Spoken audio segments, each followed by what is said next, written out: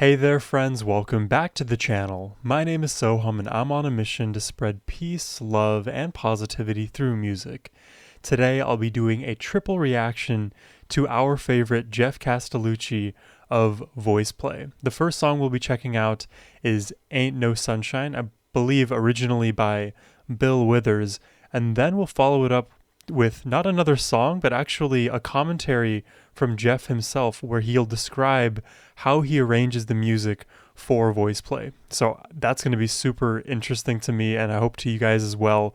We'll get to experience that together. So we'll break it up like this: song, the commentary, and then the third song, so we'll do a song again, is the cover of The Sound of Silence, originally by Disturbed. And I'm super excited for his rendition because The Sound of Silence is one of those just classic songs that pretty much everybody knows. It's one of the few songs of Disturbed that I've actually filmed my reaction to on this channel. So if you guys are curious, you can check that one out somewhere in the archives. But yeah, I'm super excited to get into these. But before we do that, a big thank you goes to Gundula, whose generous support made this reaction possible. Thank you so much. Hopefully I pronounced your name right this time. All right, now let's jump into these.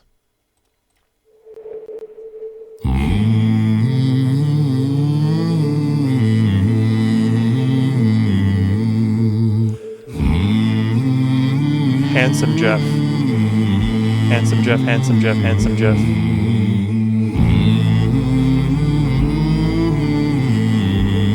Ain't no sunshine when she's gone. It just fits his voice perfect. It's not warm when she's away.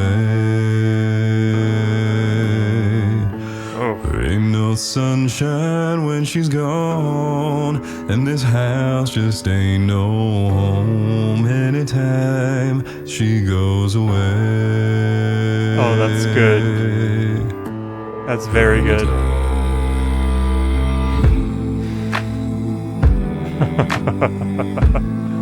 Anytime she goes away. The glitching, hold on. Anytime she goes away. Is he actually doing that like in a staccato fashion, or is this edited? Anytime she goes away. I gotta listen very carefully. Anytime she goes away. It almost feels like too perfect to be real. I know,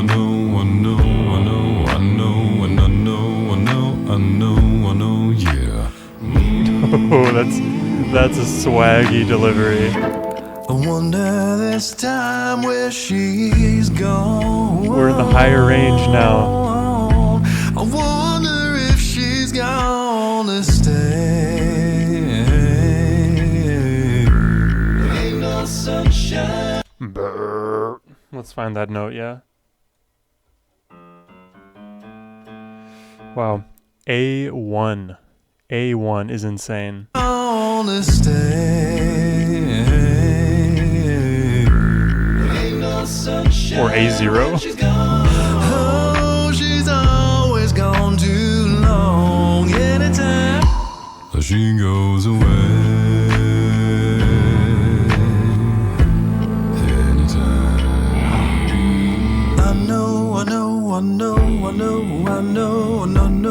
I love this part. I know. Oh, the octaves. I know.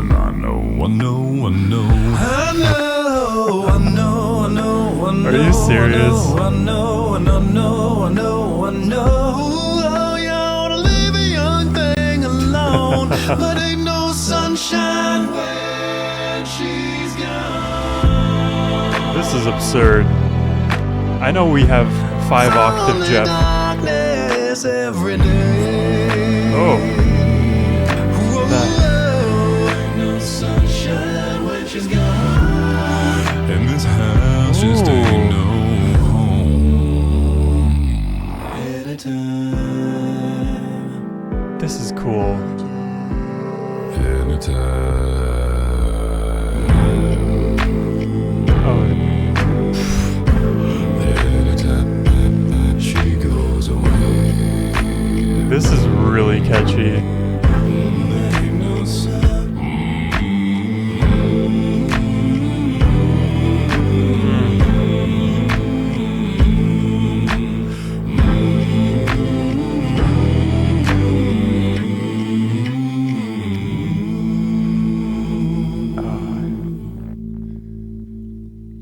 I think we got 4 octaves of Geoff in this one, not 5. Which is very reasonable.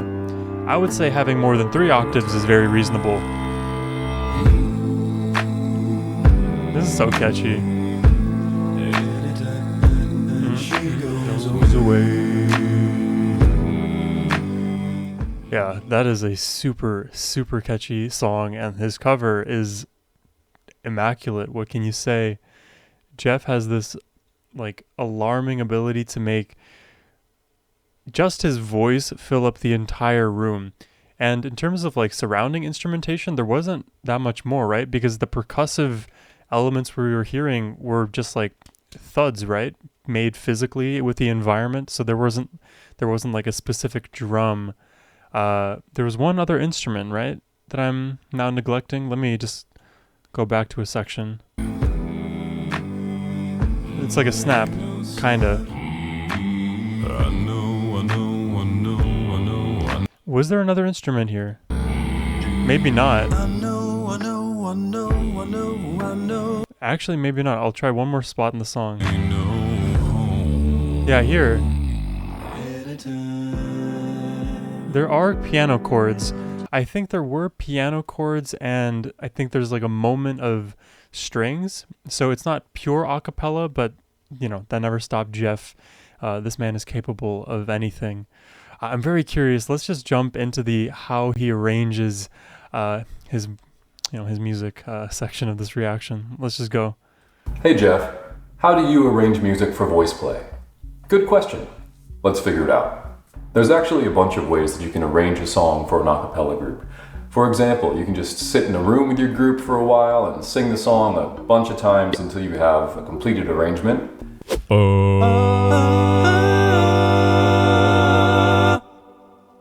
This method does work, and when voice play first started out, this is how we did a lot of our arrangements. But it is time consuming and can also result in creative differences. Yeah.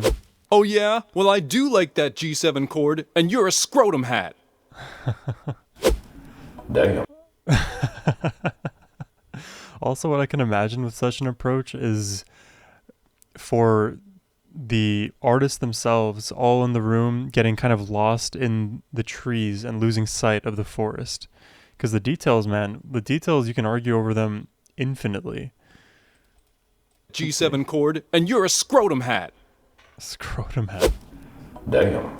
You could always pay somebody to arrange a song for your group, but depending on what their skill level is, how much they're getting paid, and what their vision is for the song that you've asked them to arrange, the results can be a mixed bag. Whenever voice play has had to hire arrangers in the past, we always look for the best. But no matter what, we tend to tweak the final arrangement at least a little bit. That's just who we are. Oh, I didn't know. I didn't even know they outsourced their arrangements. You alright back there? Clayton. You could also sit down with paper and a pencil. Fun fact, I'm allergic to cats.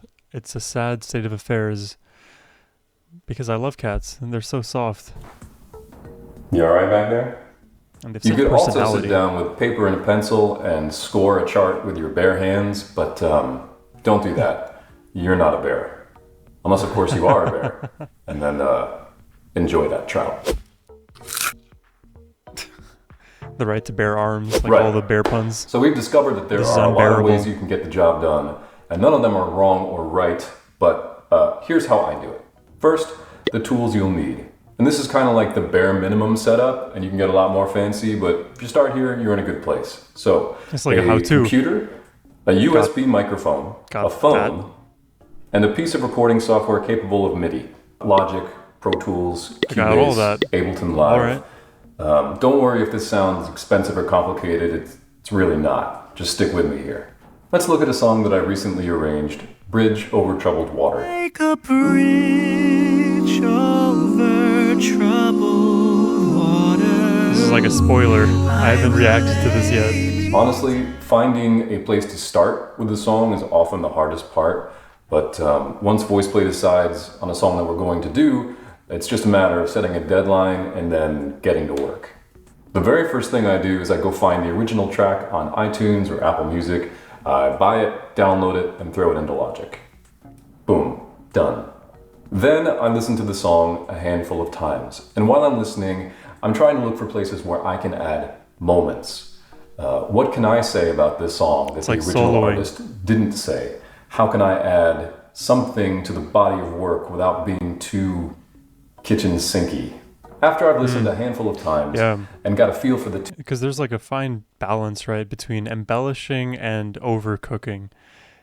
And also, I guess, you know, not to cut Geoff off here, I want to hear his approach, but the way I would think about it is if there is a, you know, underlying vocal melody in the original track, you kind of just sing the original in, you know, in its normal form, and then you can add your own embellishments on the bass like layered track. Let's see how they do it. Let's see how Geoff goes about it. How can I add something to the body of work without being too kitchen sinky? After I've listened a handful of times and got a feel for the tune, or in this case, refamiliarize myself with it, I head to YouTube and look for as many different versions as I can get a hold of to see what other people have done with the song. Sometimes somebody has had your exact same idea. Sometimes somebody else's cover of a song will send you in a direction you never ever would have thought of. I knew pretty much right away that I wanted this song to start simply. And I thought that if we put the melody in the bass line at the very beginning of the song, it would add something new to the overall body of work that the world hadn't necessarily seen before. When you're weary, Right. feeling small. Additionally, Bridge Over Troubled Water has a huge drum entrance towards the last verse. And personally, I always wanted that moment to be bigger. This was my chance. Sail on, silver girl. Sail on by. So with those two things in mind, my first task is to sit down and plot the entire song out in MIDI.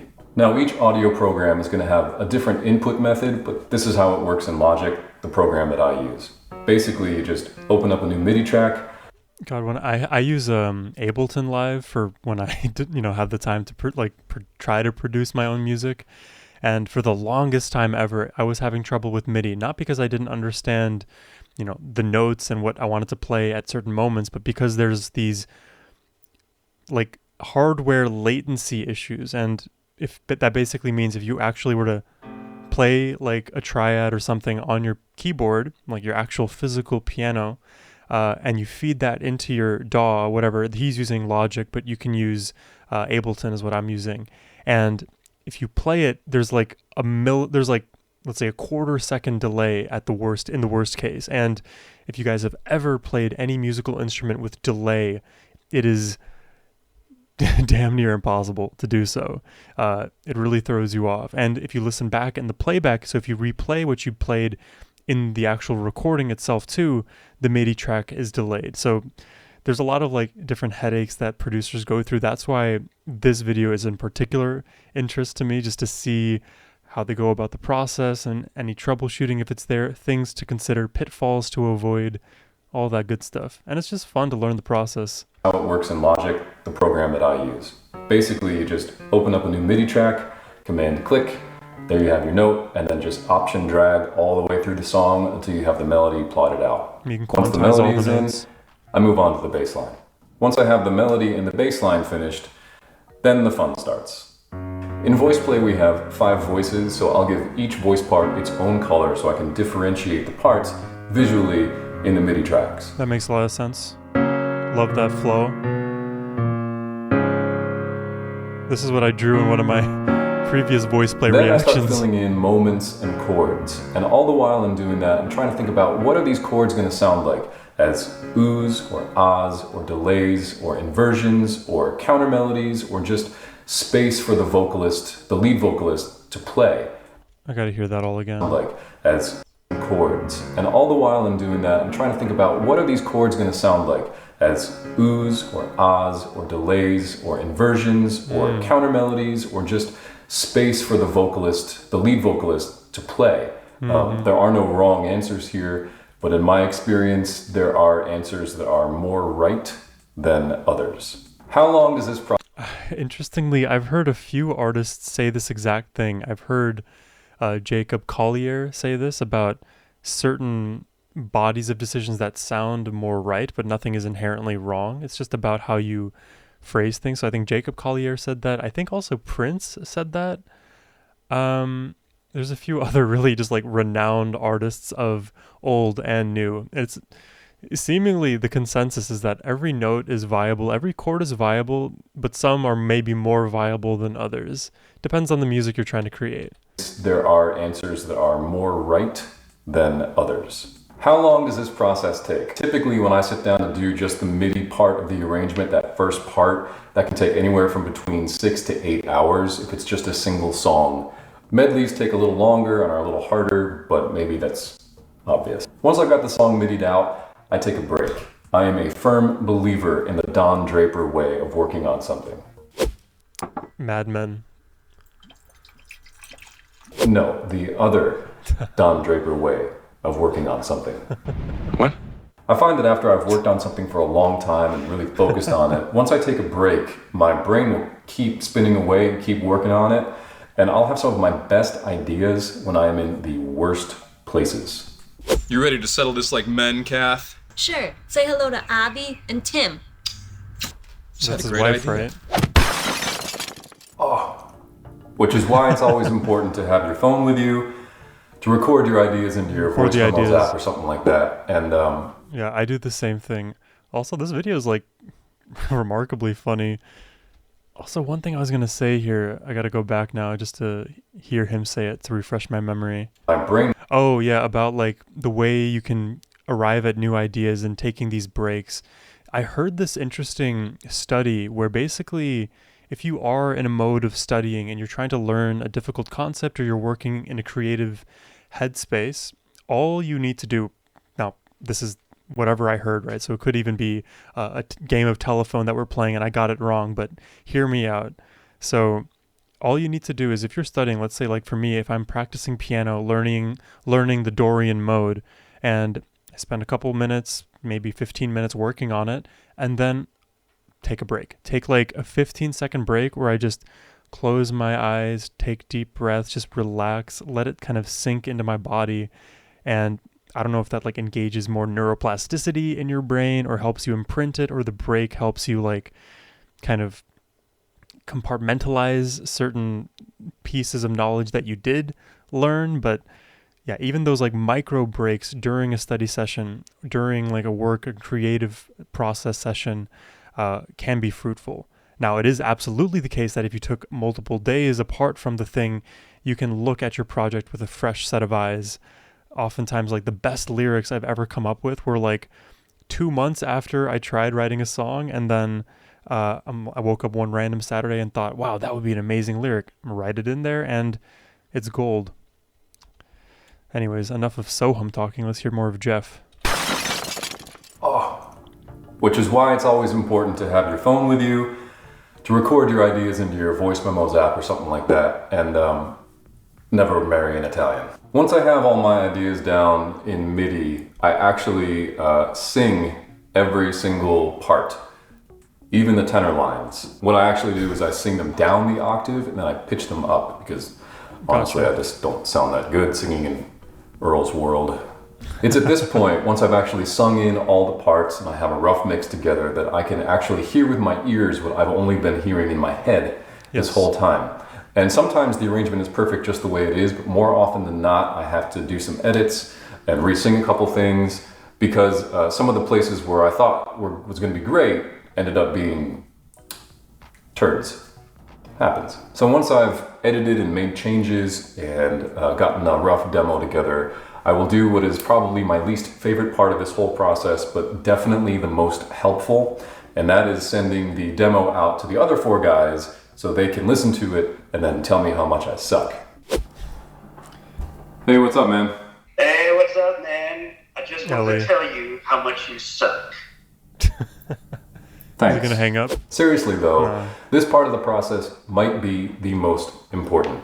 Getting honest feedback from people who are hearing your song, your arrangement for the very first time can be painful. But if you put your ego and your pride aside, you can get some really valuable feedback on what works and what doesn't. You remember that part where you had me singing in Klingon? Yeah, you're gonna have to cut that, bro. Oh yeah? Well, your face looks like a toilet. Like I said, it's important to not take things personally. Yeah, that I can imagine just being a major mental battle to continually have to contend with, right?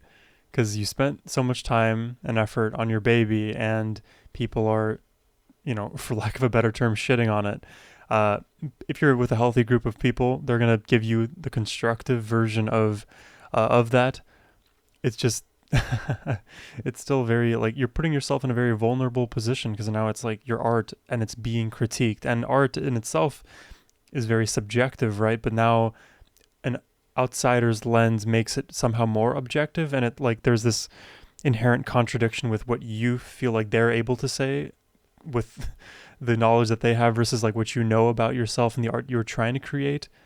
So you have to really come at the creation process and sharing and editing process with a very open mind. And if you can, like, somehow divorce the negative emotions you may feel from that process, hey, hats off to you. I don't know if I could do it, at least right at this moment. It would take me maybe a couple months and years to get to that stage, but long journey ahead. Toilet. Like I said, it's important to not take things personally. Once everyone has given me notes, I'll make final edits for the complainers, guys, and then send them the final demo along with their own part-dominant rehearsal track. So their part will be panned left, or maybe your left, I don't know how this works, and then the other parts will be panned right. If you're wearing headphones right now, it sounds like this. Yeah. Interesting to pan it this way. We found that over the years, this is the fastest and best way for us to learn music, which is why, if you've asked us for sheet music for one of our arrangements before, we probably don't have it because we don't really use it. That ends up being like the very, very, very last step of the process. So all told, this entire process will probably take anywhere from a couple 8-hour days to maybe like a week of work, from initial concept to final demo to having rehearsal tracks out to the guys. I know that there are some people out there that can knock out an arrangement in a couple hours. I'm not one of those people. This is the way that I've found tends to be the best for us and for me. And if something is going to live on the internet forever, I want it to be the best possible version that I can do, or that we as a group can do. I think the work is worth it. In closing, I think there are a few key takeaways that you should remember. 1, it's not enough for your arrangement to just be an a cappella copy of the original song. You are better and more creative than that. Say something new. 2, try to keep it simple. Some of the best groups out there are doing pretty simple arrangements. Do I know any of these groups? Let me go back. I'm guessing this is Home Free. This is Pentatonics. Out there are doing pretty simple. These 4 I'm unfamiliar with. Arrangements. A great arrangement should be easy to sing and easy to listen to without having had like years and years of music theory to understand it. 3, edit, edit, edit. Yes. If you can find somebody to listen to your arrangement for you and give honest feedback, that's super helpful. And of course, try not to take it too personally.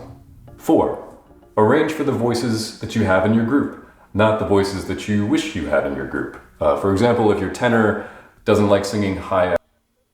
I gotta hear that again. I'm pretty sure I get it.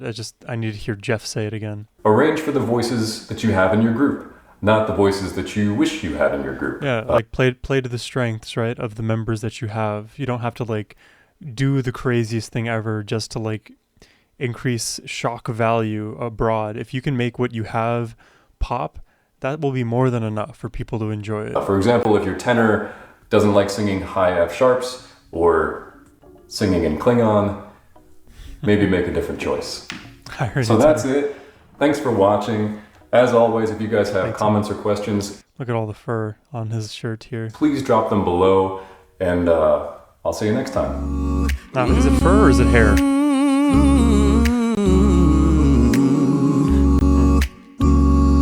When you're down and out, when you're on the street, oh yeah. When evening. Well, that was really cool. I loved Geoff getting, just showing us the inside story, right? The inner world of how this production process happens. And he did a very good job at explaining the process in a succinct way that you could easily, I think, emulate if you had your own a cappella group, or even if you are just a solo artist like myself. I would consider myself an aspiring solo singer-songwriter. And, you know, even in Geoff's videos that we're reacting to today, he's the only person singing. So he's able to do this full process and arrange his music from start to finish in these ways. I think the way I would approach it is definitely has, for like the moment, it's kind of been in terms of a main like vocal line and then like a chord progression. That's kind of how I've done it, because like I come from a guitar background, literally a guitar background. You can see it there. So I will strum my chords, and then usually I will sing over the top of it, or mumble, or create some kind of melody. And obviously I'm not in the a cappella space. I'm more in just like the standard singer-songwriter space. So that's the way I start. And then I kind of venture on into, okay, can I add a piano layer? Can I add a harmony layer? And how does this transition into a new section of the same song? There's so many questions that I have, and when I work in my own silo, sometimes I get like stuck in thought loops. Seeing this video of Geoff explaining how he arranges it, it provides a very standardized and clear path to how you could create interesting, fun arrangements and covers, or originals for that matter. Really insightful. I'm glad I got that request. Yeah, we still have one more, guys. We still have The Sound of Silence. But I hope you all are enjoying the reactions so far. If that's the case, please subscribe. And if you would like to request a reaction yourself, hit the link in the description box down below. That's the best way to support the work I do over here. All right, now it's time for The Sound of Silence.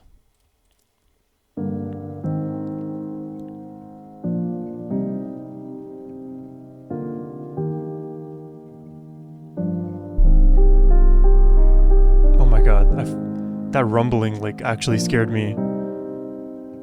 It felt like it was coming from within me. Oh. Hello, darkness, my old friend. I've come to talk with you again. It's perfect for his voice. A vision softly creeping. We get piano Geoff. Left its seed while I was sleeping,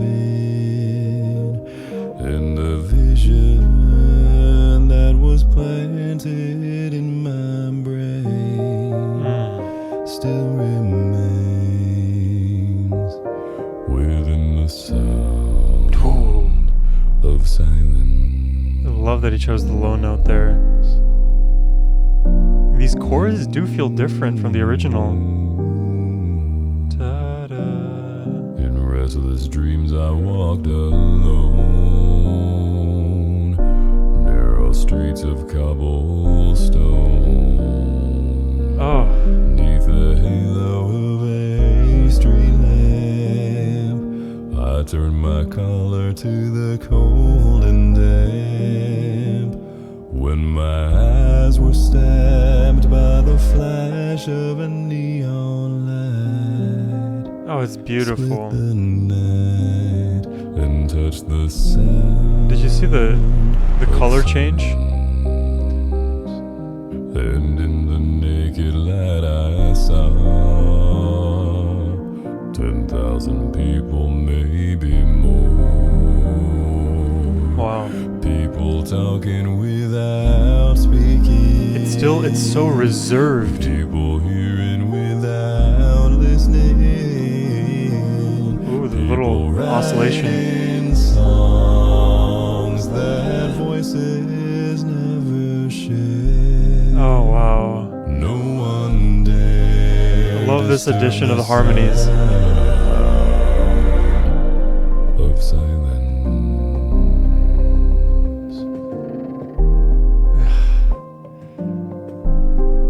You know, in a recent reaction, we got Metal Ellie. If we get Metal Geoff, say less.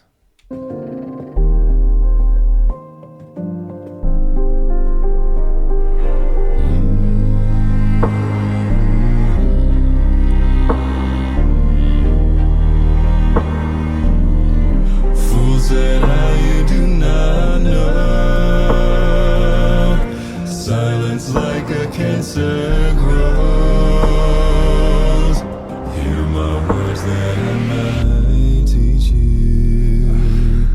Take my arms that I might reach you. But my words like silent raindrops fade. Whoa, that's something new. In the waves of silence. And the people bowed and prayed. We got drums. And the sun flashed out its warning in the words that it was for me. And the signs and the words of the prophets are written on the subway walls and tenement halls. That is so interesting.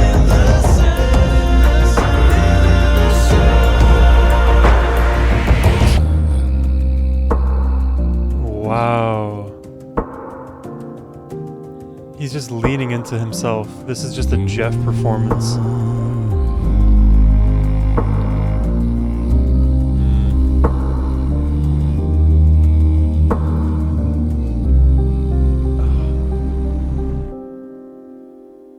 Oh, that is good. Is that all? Oh. Hey y'all, Geoff here.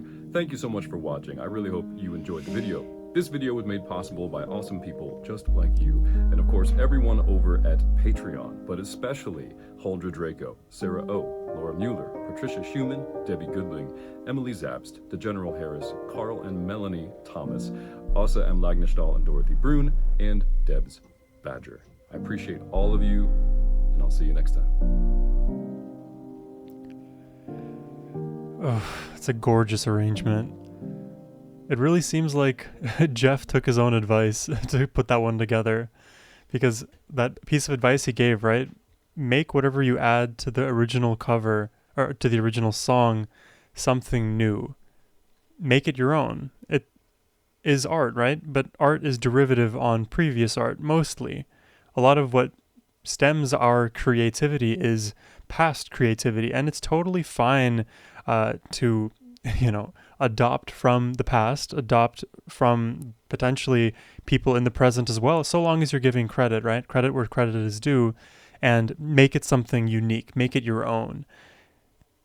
Geoff is phenomenal at doing it, and this arrangement of The Sound of Silence it is so unexpected. It's so different than what you might expect a cover of The Sound of Silence to be, right? Because when David is singing in the original, Disturbed, let's say live version that most of y'all are familiar with, it's very rock heavy, right? There's a bit of operatic feel to it, kind of in lockstep with Geoff in parts of this arrangement.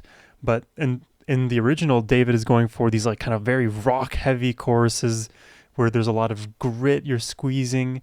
I don't know all of the music or the vocal kind of terminology here, but he's leaning into that grit, and Geoff kind of softens everything, and he just goes for the notes, goes for these large cascading chords even, when he adds the multiple layers towards the last third of the arrangement. it was not what I was expecting, and it strangely works.